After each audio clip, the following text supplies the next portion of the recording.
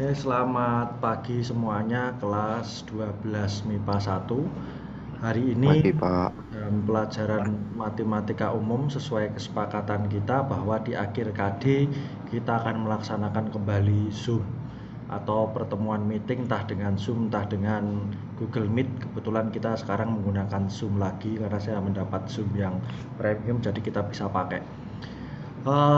Agenda kita hari ini ada dua, yang satu tentang evaluasi tentang bagaimana proses belajar kita selama 1 KD, yang kedua juga evaluasi tentang dan review materi yang sudah kita pelajari yaitu tentang dimensi 3. Yang pertama tentang evaluasi yang sudah kita kerjakan, ini saya share screen untuk ini, jadi kelasmu ini data-data Google Classroom selama kita pembelajaran di sini. Jadi kita pembelajaran selama sudah sampai pertemuan kelima, pertemuan ketujuh kalau dengan perkenalan.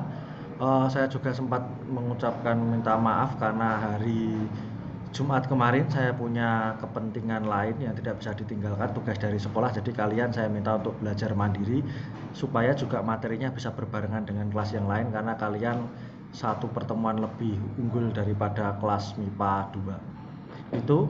Jadi saya informasikan di sini untuk tugas kelas ini lumayan bagus, di tugas yang terakhir semua mengerjakan.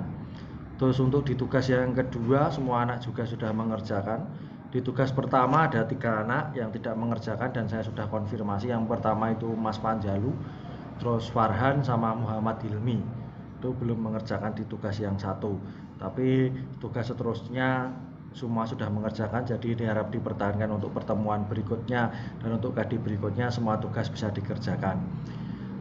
Tetapi ada beberapa hal yang perlu saya sampaikan di sini. Jadi kalau saya memberikan sesuatu, misalkan memberikan di situ ada evaluasinya, mohon dibaca. Jadi ini yang pertama ya, untuk tugas yang pertama. Kelemahan kita dalam belajar online seperti itu tadi, tugas yang pertama tidak bisa langsung diberikan feedback. Beda kalau di kelas misalkan ada yang keliru bisa langsung saya benahi langsung, bisa saya betulkan langsung. Tapi kalau di PJJ mungkin menunggu. Lah menunggu ini mungkin waktu kalian mengerjakannya apa mungkin sekarang sudah lupa. Nah itu kelemahannya. Jadi kalian perlu ingat-ingat lagi waktu dulu kalian mengerjakannya seperti apa. Pak, saya mengerjakannya itu cuma nurun temennya itu, Pak. Tidak masalah, jadi jika kamu pekerjaannya melihat pekerjaan teman yang lain boleh-boleh saja kamu saling share jawaban untuk tugas, silakan. Tetapi yang saya tegaskan dari awal bahwa kalian tidak hanya menyalin tugas tetapi memahami bagaimana ini caranya, dapatnya ini dari mana, proses berpikirnya seperti apa. Jadi saat kalian nanti mendapatkan tugas kebetulan keliru, ada yang keliru dan sebagainya, kalian bisa melihat jawaban temannya ini. Jadi mohon kepada siswa yang jawabannya masih salah atau tidak mendapat 100, silakan cek jawaban yang benar dari temannya yang sudah mendapat 100. Jadi jika jawabanmu masih salah, ada yang salah, silakan tanya temanmu yang mendapat 100. Jangan terus alah ya wis yang penting tugasnya sudah dikerjakan. Tidak. Tujuan tugas itu supaya kamu bisa ngerti materi yang diberikan. Jadi kalau masih ada yang salah, silahkan dilihat, oh punya teman saya seperti apa. Mungkin nanti sesekali waktu juga akan saya berikan contoh 1 atau 2 pembahasannya. Jadi kalian bisa lihat, oh proses berpikirnya seperti itu atau salahnya di mana. Kriteria penilaiannya juga saya berikan di sini. Apa yang mau saya nilai seperti apa. Terus yang terakhir ini yang masih banyak yang salah. Jadi yang pertama untuk tempat kedudukan, baik titik, garis, dan bidang, itu titik itu hanya terletak pada bidang atau di luar pada garis. Sorry, kalau dengan garis ya berarti titik itu hanya di dalam garis atau pada garis dan di luar garis. Tidak ada yang di tepi garis dan sebagainya. Terus kalau dia sama bidang ya sama, dia cuma di dalam bidang atau di luar bidang. Tapi ada yang jawab di tepi bidang, tegak lurus bidang, titik sejajar bidang. Tidak ada. Titik itu cuma di dalam, pada atau di luar, itu tok. Dia di samping kayak di tengah itu nggak ada urusan, nggak bisa. Definisinya nggak begitu, dia cuma ada pada garisnya atau ada pada bidangnya atau tidak, itu saja. Terus kemudian yang banyak keliru juga ini, kalau kalian menuliskan garis itu tolong diurutkan abjad ya. Jadi itu kesepakatan internasional, kecuali jadi misalkan garis KL itu ditulis KL bukan LK. Kecuali kita ngomong materi yang kamu dapatkan kelas 10 vektor. Kalau vektor bisa nulis KL, bisa nulis LK, itu beda. Kalau KL itu berarti vektor dari K ke L. Nah LK berarti dari L ke K dengan arah yang berlawanan berarti. Tapi ini kita tidak ngomong vektor. Jadi misalkan garisnya yang benar AC atau CA, ya AC sesuai abjadnya. Itu loh ya.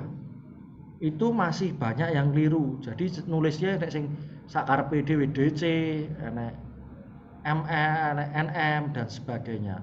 Jadi diperhatikan baik-baik bahwa penulisannya ini harus sesuai abjad. Ini jika di kelas enak, kamu menulis, kamu mengerjakan, saya bisa langsung melihat, bisa langsung menegur. Tapi karena ini PJJ, saya tidak bisa melihat pekerjaanmu. Setelah dikumpulkan baru saya tahu ini keliru. Jadi nulisnya yang pertama urut abjad. Terus yang masih banyak juga lambang sejajar itu seperti garis miring dua ini artinya dia sejajar, bukan sama dengan. Ada yang nulis sejajar itu tulis sama dengan AB sama dengan CD, enggak. Kalau AB sejajar CD itu AB garis seperti ini, CD itu dibaca AB sejajar CD, bukan dengan tanda sama dengan. Itu yang perlu diperhatikan.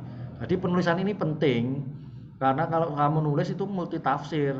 Kalau artinya satu mengartikan dan satu orang berbeda, apalagi tidak sesuai kaidah, orang akan membacanya bingung. Terus yang terakhir, penulisan dalam bidang juga harus urut dari kiri bawah, kanan atas, kiri atas. Jadi tidak semuanya sendiri. Oke, coba saya share di sini. Nah, ini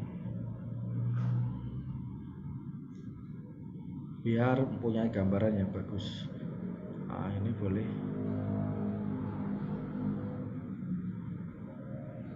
cilik. Ntar saya cari yang agak besar ya, gambarnya yang bisa agak besar.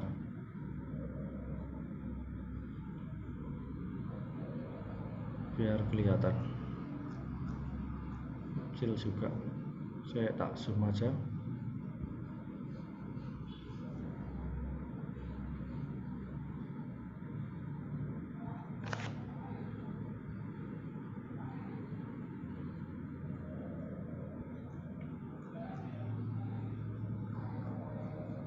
Jadi di sini yang perlu diperhatikan, saya tak perkecil sedikit.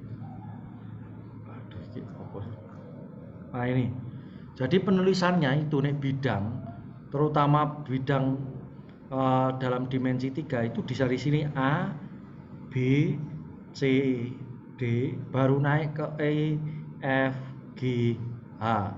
Ada yang nulis seperti itu. Ini bener kayak gini ya, nulisnya dari sini ke sini, ke sini, ke sini dan ke sini.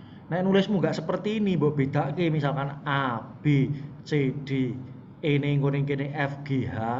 Padahal soal itu kadang tidak dicantumkan gambarnya, cuma dicantumkan namanya. Nah, kamu meletakkan titik sudutnya ini keliru, ya nanti keliru semua. Ngitungmu juga keliru. Misalkan ini jarak AB ke EH, nah ini dari sini ke sini.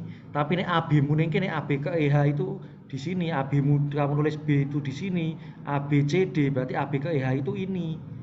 Kan jadi beda. Gitu ya. Jadi diperhatikan nulis ini, diperhatikan. Kamu keliru nulis ini berarti ngitungmu itu juga keliru. Ini baru tentang pengertian, belum tentang ngitung. Ini baru tentang dasar. Jadi ini A, B, C, D, E, F, G, H. Diingat-ingat. Terus kalau menamai bangun, ini bangun apa yang bawa ini? Berarti ini dia bangun A, B, C, D. Tidak A, D, B, C. Apalagi yang tulis A, C, D, B.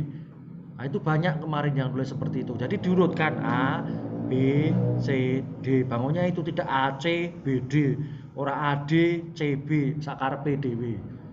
Ya, jadi diikuti kaidah penulisan yang benar. Jadi orang yang membaca tulisanmu paham, oh maksudnya apa seperti itu.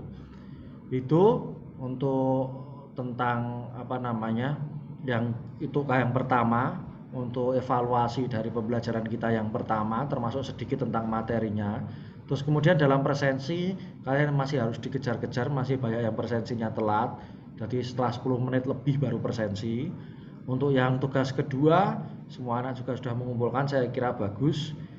Nah, ini yang perlu diperhatikan. Jadi misalkan ditanyakan jarak A ke B, maka di akhirnya juga kamu jangan menghitung tok terus selesai. Kamu yang ditanyakan jarak ya di bawahnya ditulisi, maka jarak A ke B adalah apa. Kamu ditanyakan jarak, di akhirnya juga dijawab jarak. Walaupun kamu di tengahnya ngitung apapun monggo, tapi di akhirnya ya kamu harus menjawab pertanyaan itu. Kalau ditanya kamu mau pergi kemana, lah kamu bisa menjelaskan saya tadi pagi bla bla bla bla bla bla bla bla bla sampai di akhir baru jelaskan saya akan pergi ke sekolah. Nah, itu jadi ada kesimpulan dari hitunganmu semua itu disimpulkan, oh jawaban saya ini di sini. Itu saya kira. Terus kemudian untuk presensi, jadi ini responmu, presensimu itu akan seperti ini di komputer saya. Saya memang saya ngeceki satu-satu. Jadi saya mungkin guru yang agak bawel, mungkin kalian ngomong Pak David kok galak men presensi diceki. Ya kalau yang tidak presensi tidak tertib ya bagaimana pembelajaran bisa tertib. Nah, ini rekap kehadiran kalian. Di pertemuan pertama itu Mas Farhan tidak presensi, Mas Muhammad Ageng Hilmi, Nur Muhammad Rizal tidak presensi, si Mas Rido juga nggak presensi. Di pertemuan kedua Rido nggak presensi meneh. Di pertemuan ketiga Febrianti tidak presensi. Di pertemuan keempat semuanya presensi. Pertemuan kelima semuanya presensi bagus. Pertemuan keenam semuanya presensi. Pertemuan ketujuh Muhammad Hilmi nggak presensi lagi. Terus ini si Amanda ini buat tulis hadir atau sakit. Maksudnya kamu itu hadir apa kamu izin sakit atau malah kamu hadir sambil sakit. Nah itu nggak ngerti sama Mas Sidik, ini berdua kompak ini. Dipilih sama Mbak Amanda sama Mas Sidik. Ojo-ojo mereka absennya bareng berdua. Kepencet Pak itu Pak. Oh kepencet ya. Wes, jadi nanti diperhatikan. Terus hari ini yang belum absen itu Mas Deva Wahyu. Itu belum absen. Jadi ini semuanya akan terekap di sini. Jadi supaya kalian tertib di sini, oh yang hadir siapa ya kalian tolong presensinya juga secara tertib. Itu tentang pembelajaran evaluasi saya yang saya berikan. Jadi yang saya berikan seperti itu. Tujuan saya kenapa ada presensi dan sebagainya, saya untuk mengecek kesiapan kalian. Jadi pas mau pembelajaran itu saya ngecek, oh anak ini sudah siap untuk pembelajaran atau belum, ada masalah atau tidak. Terus kemudian mungkin menjadi perdebatan di beberapa guru, mungkin di beberapa, jadi kalian bingung juga. Tapi kalau dengan saya, Pak, apakah setiap pembelajaran Pak David presensinya harus pakai seragam? Tidak. Silakan pakai baju yang buat kalian nyaman, tetapi yang sopan ya. Yang cowok maupun yang cewek silakan presensi dengan pakaian yang bebas rapi, sopan. Terus kemudian kalau dengan saya Zoom apa harus pakai seragam juga? Tidak. Silakan pakai apapun di situ, yang penting kamu sopan. Tapi ya mandilah, kalau presensi itu jam 10 ini sing gurung ngadus barang. Jadi mandi, jadi di sawang itu ya rada patut begitu untuk presensi. Terus kemudian untuk materi ini saya izin share screen biar mudah.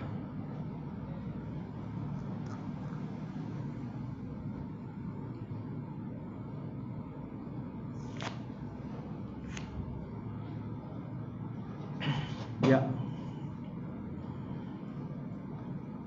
Yang kita pelajari ini bab 1 di dimensi 3. Nah, yang kita pelajari sebenarnya cuma ada 3 sesuai dengan tugas kalian. Yang pertama kedudukannya, tempat kedudukan, titik, garis, dan bidang. Terus kemudian yang kedua itu jaraknya, jarak antara garis dan bidang. Terus yang kemudian yang ketiga itu sudut antara garis dan bidang. Jadi tidak ada sudut antara titik, itu tidak ada karena titik itu tidak bisa membentuk sudut. Jadi cuma ada 3 kedudukannya, kemudian jaraknya, kemudian yang ketiga adalah sudutnya. Yang pertama kita membahas dulu tentang tempat kedudukan atau kedudukan titik, garis, dan bidang. Yang pertama kedudukan titik terhadap garis. Kemudian nanti ada kedudukan titik terhadap bidang, kedudukan garis terhadap garis lain, kemudian garis terhadap bidang, dan bidang terhadap bidang. Kemungkinannya kan cuma ada 5 itu. Nah ini yang seperti saya katakan tadi. Jadi di sini itu cuma ada 2, dia terletak pada garis atau terletak di luar garis. Tidak ada di tepi garis atau di ujung garis, tidak ada. Karena menurut definisinya garis itu tidak hanya berhenti di sini sampai di sini, tapi garis ini bisa diperpanjang ke sana tanpa batas atau diperpanjang di sana tanpa batas. Itulah definisi garis. Jadi garisnya itu tidak hanya berhenti di sini walaupun dia digambarkan di sini. Kemudian masih banyak yang mispersepsi atau salah penamaan karena ini sudah disepakati bersama-sama bahwa titik itu dituliskan dengan huruf besar. Titik A, titik B, titik C, dilihat di sini semuanya huruf besar atau huruf kapital. Tidak ada yang huruf kecil. Lah kalau garis itu dinamakan pakai huruf kecil, yaitu garis L. Kalau namanya pakai garis ini L berarti dia pakai huruf kecil.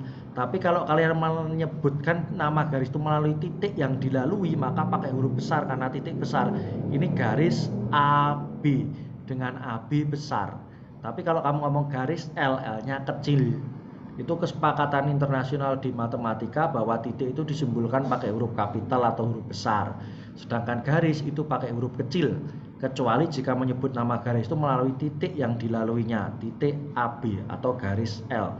Pak, ini satu barang, satu benda, tetapi kok disebut berbeda.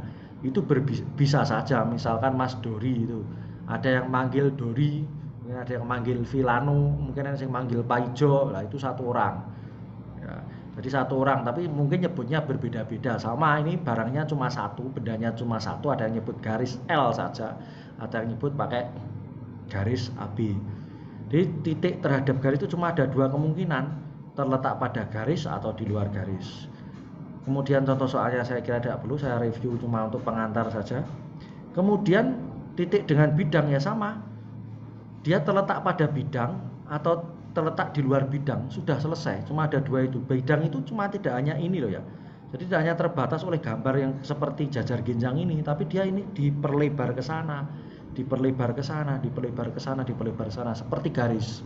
Kalau garis itu punya panjang yang tidak terbatas, kalau bidang itu punya luasan yang tidak terbatas, jadi ini geser ke sana, geser ke sana. Ini cuma kita menggambarkannya lebih mudah dibentuk seperti ini. Wes, jadi ini kalau titik C ini berarti terletak di luar bidang alfa, kalau titik A ini terletak pada bidang alfa, titik B ini juga terletak pada bidang alfa. Saya kira seperti itu. Lalu kemudian kedudukan garis terhadap garis lain itu ada, kalau kamu ngomong di dimensi 2 itu cuma ada dua ya. Jadi dia sejajar seperti ini atau berpotongan. Jadi ada sejajar, ada berpotongan. Itu kalau kita ngomong di 2 dimensi. Nah, kalau ini kita ngomong karena pembahasan kita 3 dimensi, maka ada satu tempat, ada kedudukan yang lain, yaitu dia bersilangan. Bersilangan itu ya, berpotongan itu seperti ini, sejajar itu seperti ini, bersilangan itu begini. Nah, jadi kalau yang ini diperpanjang itu tidak akan berpotongan dengan ini. Ya, tapi dia juga tidak sejajar. Ini namanya bersilangan. Ya, seperti inilah bersilangan. Kalau dimensi 2 kenapa nggak bisa bersilangan, Pak? Ya kan nggak ada ruangnya, mesti kan ini mesti berpotongan. Jadi begitu, ada 3. Nah, ini contoh yang garis berpotongan seperti ini yang sejajar, ini yang bersilangan. S sama RS-nya ini diperpanjang ke bawah ke sana, R-nya itu juga diperpanjang, nggak akan dia berpotongan. Cuma kita harus membayangkan ini. Kenapa kok ini harus dibayangkan? Karena yang kita lihat ini di dimensi 2, sedangkan yang kita omongkan itu dimensi 3. Kertas itu kan dimensi 2. Bukan 3 dimensi, jadi mungkin agak perlu pembayangan itu. Kemudian kedudukan garis terhadap bidang, nah itu ada seperti ini, terletak pada bidang, kemudian sejajar bidang, dan kemudian memotong bidang. Pak, apakah tidak ada garis dan bidang itu bersilangan? Tidak bisa. Jadi yang pertama itu berpotongan, garisnya berpotongan, terus kemudian sejajar, terus kemudian memotong. Karena ini kalau bidang, ini ada garis, misalkan garisnya itu di sini, ya, ini. Nah, ini kan tidak Pak, ini kan tidak berpotongan atau tidak memotong bidang garisnya. Tapi seperti saya katakan, bidang tadi tidak cuma tangan saya, tapi bisa diperlebar ke sana, Jadi mesti ada perpotongannya, gitu ya. Jadi kedudukannya ada bisa itu sejajar, terletak pada bidang, kemudian berpotongan. Kemudian bidang terhadap bidang cuma bisa ada 2, yaitu yang pertama itu sejajar, yang kedua berpotongan. Ya, karena ini kan bisa diperlebar. Jadi kalau ada satu seperti ini, Pak, ini kan tidak berpotongan, tapi ini kalau diperpanjang, diperlebar kan mesti ada perpotongannya. Jadi cuma ada 2, dia bisa sejajar tok, tidak sejajar berarti ya mesti berpotongan bidang itu. Tuh saya kira. Terus kemudian jarak, nah jarak ini yang kita pelajari nanti konsepnya, ada jarak titik, titik garis, titik bidang, jarak antara 2 garis, garis terhadap bidang, dan jarak antara 2 bidang. Konsep yang dipakai itu ya jarak titik ke titik sebenarnya. Nomor 1 itu dipakai untuk konsep kesemuanya nanti. Jadi 1 ini dipakai untuk konsep kesemuanya. Jadi yang begini, jarak antara 2 titik, misalkan di sini ada titik A, titik B, ya jaraknya ini. Lah yang dinamakan jarak ini perlu kalian pahami ya.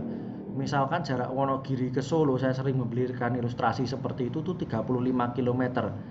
Lah kenapa kok orang bisa ngomong 35 km padahal kalau kita ke Solo lewat Praci, lewat Romo, kemudian kita lewat Manyaran, kemudian lewat Jogja, baru kemudian ke Solo bisa 100 kilo lebih.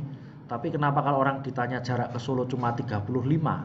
Atau lebih ekstrim lagi, kita mau ke Solo, kita lewat Purwantolo, kita ke Bali dulu, baru pulangnya lewat Solo, nah itu bisa beratus-ratus kilo. Tapi kenapa orang ngomong jarak Wonogiri ke Solo itu 35? Kan jalannya macam-macam. Nah, jarak itu karena dia yang disebut jarak itu adalah lintasan terpendek. Nah, kenapa Wonogiri ke Solo 35? Ya karena lintasan terpendek Wonogiri ke Solo itu 35. Nah, ini dia mau lewat Kalimantan dulu, mau lewat Bali dulu, mau lewat Jogja dulu, lah itu beda urusan. Berarti dia bukan jarak Wonogiri ke Solo. Sama titik AB ini yang dinamakan jaraknya itu mana ya ini. Bukan yang ini, bukan ke sana dulu, bukan naik ke atas dulu atau ke sini dulu, muter-muter baru ke B, tidak. Jadi dia jarak itu adalah lintasan terpendek yang dapat ditempuh dari sini ke sini. Nah, itu namanya jarak. Nah, kemudian jarak titik ke garis ya sama konsepnya, ini ada titik, ada garis. Nah, jaraknya ini ya ditarik garis ke sini tegak lurus, maka ketemu titik B. Lah jaraknya ya AB ini. Jarak A ke garis G itu ya ruas garis AB ini. Pak, lah apakah itu harus tegak lurus? Lah, itu mengakibatkan jarak lintasan terpendek itu maka dia akan mengakibatkan dia tegak lurus. Coba ambil misalkan A di sini, kita tarik ke sini. Nah, mesti kan dia lebih panjang daripada AB. Atau kita tarik ke sini. Nah, otomatis dia lebih panjang daripada AB. Lah, jarak terpendek atau lintasan terpendek yang dapat ditempuh itu ya di sini, tegak lurus. Nah, kenapa tegak lurus? Karena nyari lintasan terpendek. Itu makanya namanya jarak. Jadi jika dan hanya jika dia tegak lurus, maka dia lintasan terpendek atau dia jaraknya ya itu. Tidak ke sana atau ke sana atau ke sana. Konsepnya sama. Sama juga dengan titik ke bidang ya sama. Ini tarik tegak lurus ke bidang, ya ini jaraknya AB ini. Titik ini tarik tegak lurus ke bidang. Bukan ke sini, maka dia akan menemukan nanti lintasannya lebih panjang, maka dia disebut bukan jarak, tapi dia yang terpendek ini. Jadi semua prinsipnya dia diproyeksikan atau ditarik garis tegak lurus ke bidang atau ke garis yang dituju. Kalau jarak antara dua garis sejajar ya sama. Ambil satu titik di sini, di garis G. Pak, apakah harus ambil satu titik di garis G? Tidak, di garis A boleh. Contoh saja di garis G. Kemudian tarik tegak lurus ke sini ketemu titik B. Lah ya ini jaraknya. Pakai jarak titik lagi konsepnya. Jadi ambil satu titik, proyeksikan ke garis yang lain, ketemu lagi. Juga sama garis ke bidang podo, ambil titik di garis, proyeksikan ke bidang. Oke. Ini juga kalau dua bidang sejajar, ambil satu titik di bidang, proyeksikan ke bidang yang lain, maka ketemu jaraknya. Itulah konsep jarak. Sebenarnya sesimpel itu, cuma mungkin perhitungannya nanti ada yang pakai Pitagoras, ada yang pakai dilihat ketemunya titik potongnya siku-sikunya di mana, kita hitung bisa pakai cara macam-macam, tapi konsepnya di situ. Kemudian untuk sudut lah, itu sudut antara dua garis, nanti sudut antara garis dan bidang, dan sudut antara bidang. Jadi ini sudut antara dua garis yang berpotongan. Jadi sudut itu bukan ini ya, bukan garisnya ini, tapi yang di tengah ini dia adalah daerah yang dibentuk oleh dua buah garis yang berpotongan. Jadi sudut itu harus ada dua garis yang berpotongan. Kalau tidak berpotongan maka tidak ketemu sudut, karena sudut itu daerah yang dibentuk oleh dua garis yang berpotongan. Jadi ini sudutnya ini, yang di tengah ini. Nah, contohnya ini. Sudut antara dua garis yang bersilangan. Lah, dua garis bersilangan kan tidak berpotongan. Lah, cara ini bagaimana? Ini garis K di sini, garis G di sini. K ini digeser, diproyeksikan ke sana sampai dia memotong G. Nah, ini maka di sini ada K absen lah, maka ini jadi sudutnya. Oke. Lah, kalau garis sejajar apakah ada sudutnya? Tidak, karena dia tidak bisa berpotongan. Diperpanjang seperti apapun, digeser seperti apapun tidak bisa berpotongan. Maka garis sejajar itu tidak punya sudut. Kemudian yang terakhir adalah sudut antara garis dan bidang dulu.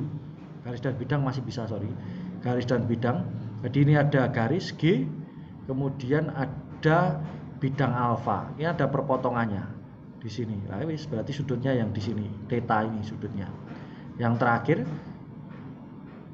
sudut antara dua bidang ya. Bidang itu mesti ada perpotongannya. Nah, ini bidang ini perpotongan, ada ketutupan saya. Nah, ini bidangnya perpotongan ya, sudutnya ini yang dibentuk. Oke. Saya kira itu saja review singkat dari saya. Saya tidak memberikan contoh ngitungnya, mungkin kalau nanti ada kesempatan saya berikan contoh ngitungnya. Sesuai kesepakatan maka minggu depan sebenarnya kita ulangan, tapi nanti kita lihat waktu ya. Saya sudah janjian ke kelas lain juga ulangan, tapi kemarin saya lihat soal MIT itu kok saya lihat sudah sampai statistika, jadi nanti kalau misalkan kita harus ngejar MIT dulu ya berarti minggu depan kita masuk ke statistika, kita ulangan setelah mid semester ya, jika kita harus ngejar materi. Seperti itu. Jadi nanti saya informasikan lewat ketua kelas bahwa minggu depan kita ulangan atau tidak, tapi gambaran saya setelah saya melihat soal mid semester yang dibuat oleh beliau, guru yang bersangkutan, kok ada statistiknya ya, berarti mungkin nanti kita kejar statistika dulu. Ulangannya setelah mid semester, karena mid semesternya agenda yang harus dilakukan oleh semua siswa SMA Negeri 1 beserta kelas yang lain, jadi tidak bisa berdiri sendiri. Itu dari saya. Apakah ada yang ditanyakan untuk yang lainnya atau ada pertanyaan yang lain, silahkan disampaikan. Itu saya setting biar bisa langsung unmute. Ada yang ditanyakan? Oh enggak. Mbak Anissa, ada yang ditanyakan?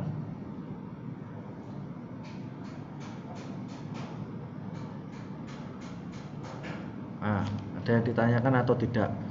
Atau ada yang mau disampaikan, misalkan Pak dalam pembelajaran itu saya pengennya seperti ini, atau Pak dalam pembelajaran itu saya kesulitan di sini. Nah itu coba kita selesaikan bareng-bareng. Kalau memang bisa loh ya, misalkan kamu Pak saya itu PJJ saya kesulitan, saya agak susah untuk mengerti online, ada dijelaskan guru secara langsung. Kalau kita tatap muka saja bagaimana Pak? Nah itu saya nggak bisa memutuskan. Saya sih mau saja, cuma kan ada gugus tugas, kita harus izin dan lain sebagainya, itu agak susah, tidak bisa saya putuskan sendiri. Tapi yang bisa saya putuskan sendiri ya nggak masalah. Atau misalkan Pak saya nggak bisa, jadi saya tak berdua atau bertiga ya Pak, pas jam jenengan saya ke sekolah untuk minta diajari. Boleh. Kalau cuma 2-3 ya kita boleh. Tapi ya terus jangan semuanya ikut. Nanti semuanya ikut, nanti 36 ikut ya tidak jadi 3 atau berempat, nanti kantor kita, sekolah kita dekat Satpol PP, dimarahin Satpol PP suruh bubar kita. Itu kalau selama bisa sih nggak masalah. Jadi saya berusaha sebaik mungkin ya, walaupun saya ngerti terbatas. Gampang aja lah, nulis garis AB. Kalau dalam pembelajaran langsung tatap muka, saya bisa keliling, kemudian saya punya Mbak Gita misalkan, Mbak ini keliru, nulisnya bukan BA loh Mbak, AB, langsung bener ke inget. Tapi pas PJJ lah kan saya nggak bisa lihat Mbak Gita nulis, setelah Mbak Gita ngumpulkan saya baru cek, minggu berikutnya baru saya beri feedback. Kan mungkin wis lali sing garap, apa meneh nek sing garap mau nurun kancane. Nah itu agak lupa. Atau Mas Muhammad Nur Muhammad misalkan keliru nulis bidang A, B, C, D, ditulis A, B, D, C. Nah saya tahunya setelah dikerjakan, setelah kamu mengerjakan tugasnya bisa saya beri koreksi setelahnya. Tapi kalau tatap muka saya langsung bisa ngomong, itu keliru Mas. Hal yang mendasar bisa saya betulkan secara cepat. Dan untuk ngitung mungkin kalau saya kasih tugas misalkan 30 nomor, lah kalian mau mengerjakannya kapan? Mau pelajari materinya kapan? Mbok garap ngasih sore, ngasih malam. Kamu kumpulkannya minggu depan, ya cuma buang waktu kamu, belum pakai tugas yang lain. Tapi kalau di sekolah kita bisa bahas cepat, satu soal kerjakan bareng, serat saya bisa lihat, oke ada yang bermasalah bisa kita koreksi bareng. Terus kemudian bisa lebih banyak soal latihan yang kita lihat di situ, dan banyak apa ya, masukan dari saya, ini keliru, ini seperti ini, oh proses berpikirmu itu keliru Mas, itu keliru Mbak, seharusnya seperti itu, bisa saya betulkan secara mudah. Cuma kalau dalam PJJ ya dengan keterbatasan ini saya berusaha sebaik mungkin. Jadi saya harap kalau saya memberi feedback, saya memberikan evaluasi di Google Classroom, saya umumkan lewat ketua kelas kalian atau lewat Mbak Aulia, karena aku ketua kelas itu kadang tak chat nggak dibales atau kadang nggak aktif. Nah itu saya agak repot. Jadi saya salah satu yang tak inget-inget itu Mbak Aulia. Ya jadi saya chat ya, mungkin siapapun ya di grup itu akan saya cari yang kira-kira aktif, nomornya online siapa saya chat, biar nanti kalau saya memberikan evaluasi di situ kalian dibaca. oh apa yang perlu dilihat di situ. Wes itu dari saya kira kalau ada yang ditanyakan atau ada usul saran silakan, jadi terbuka saja. Terus kalau misalkan seperti kelas MIPA 2 kemarin ya, ada satu anak yang tidak mengerjakan kemudian konfirmasi, Pak saya itu nggak bisa mengerjakan tapi saya sudah WA jenengan, lah itu silakan dikonfirmasi. Jadi jangan cuma diem. Jadi misalkan saya keliru, Pak David itu saya sudah mengumpulkan loh Pak, saya sudah absen, tapi Pak David sebutkan belum absen. Ini buktinya. Nah, itu saya juga akan melihat kembali. Jadi saya berprinsip bahwa saya itu bukan Tuhan, saya itu bukan nabi. Jadi saya itu akan sering salah. Saya berusaha untuk baik, berusaha untuk benar, tapi jika saya salah silakan diingatkan. Saya tidak masalah. Atau kalian merasa, Pak saya mengumpulkan tugas terus, saya mengerjakan baik terus tapi kok nilai saya begini, Pak David dapat nilai ini dari mana? Oke, akan saya jelaskan. Saya kira bukan hal yang rahasia buat saya. Juga sama misalkan Mas Fanjalu kemarin tidak mengumpulkan tugas absen, saya marahi. Itu bukan karena saya anyel atau seperti apa, saya coba betulkan, Mas ini gimana, ya kamu boleh konfirmasi dan sebagainya. Itu tujuan saya. Orang kok Pak David galak nusu-nusu sak karepe dhewe, ya tidak. Selama kamu betul kamu bisa memberikan penjelasan, saya kira nggak masalah. Jadi selama PJJ ini jadilah orang yang bertanggung jawab. Jika ada tugas dikerjakan, hal yang harus dilakukan. Jika kamu salah, dimarahi, kamu harus siap. Oh, saya salah, saya dimarahi, itu resiko dari perbuatan saya. Itu. Jangan kamu salah terus, oh ya wis, salah kan ya ora apa-apa, salahi. Tidak begitu. Itu saya kira dari saya. Ada yang ditanyakan monggo. Mbak Amanda, Mbak Febrianti, Mas Fanjalu, apa Mas Rasid, Farda? Enggak. Mas Andani, Fahrizal, hilang kamera Bu, matikan kamu kemana? Nanti tinggal turu aja Fahrizal. Fahrizal, hilang dia. Mana orangnya? Sudah dinyalakan belum? Oh lah itu. Coba tinggal turu Mas, nek pelajaran dulu. Oke Pak, siapa? Nah, udah ya. Dari saya, ada yang ditanyakan? Saya tunggu. Tidak ada. Oke. Jika tidak ada, saya akhiri. Mungkin yang Islam bisa persiapan untuk Jumatan. Yang cewek-cewek bisa beristirahat. Nanti kan pelajaran lagi masih 12:30. Monggo dimanfaatkan waktunya sebaik mungkin. Nanti kalau minggu depan ulangan saya informasikan. Jika belum ulangan juga akan saya informasikan. Mungkin kita akan mengejar materi dulu sehingga kalian mid semester bisa mengerjakan dengan baik. Saya kira itu dari saya. Sekian, terima kasih, selamat siang. Saya tunggu kerjasama kalian yang baik sehingga kalian bisa sukses semua. Saya doakan saya bisa mengantarkan kalian nanti bisa kuliah di tempat yang kalian ingini masing-masing. Terima kasih, selamat siang. Siang, Pak. Siang, Pak. Terima kasih, Pak. Siang, Pak.